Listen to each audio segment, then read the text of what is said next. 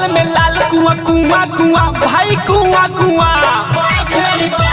बगल में लाल कुआं कुआं कुआं, साली के गाल मल पुआ पुआ, बोला हई रे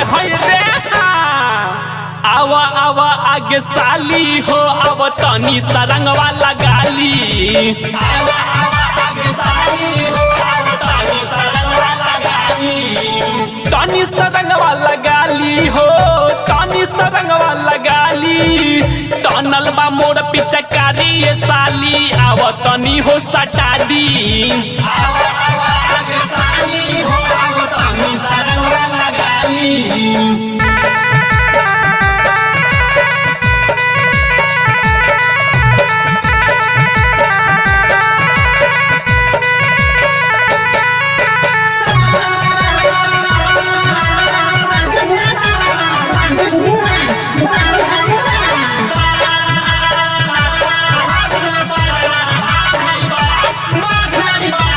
दीदी के ननद बड़ी खेलार, सखी बड़ी खेलार, दीदी के ननद बड़ी खेलार, देखी के पागल भइल बा जवार, बोला हई रे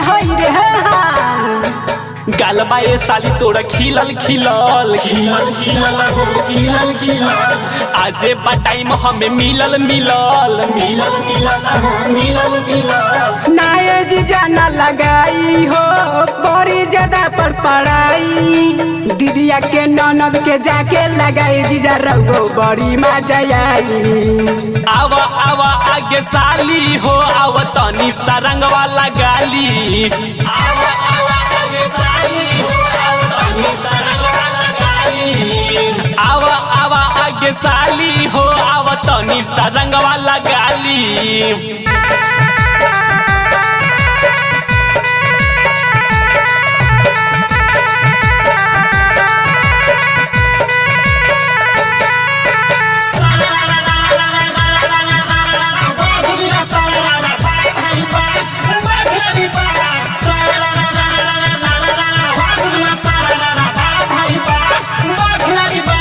दिल्ली में लाल किला किला किला,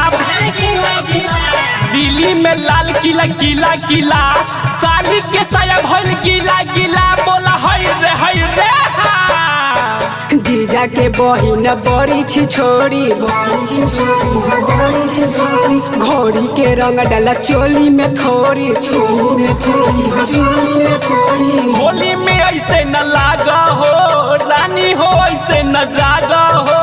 जाम होई तो हर दुनाली ये साली, आवा तनी हो लगाली,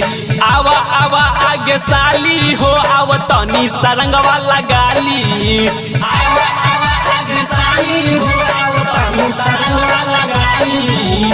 आवा आवा आगे साली हो, आवा तनी सरंगवा लगाली। Recording by KCP music Dhaka.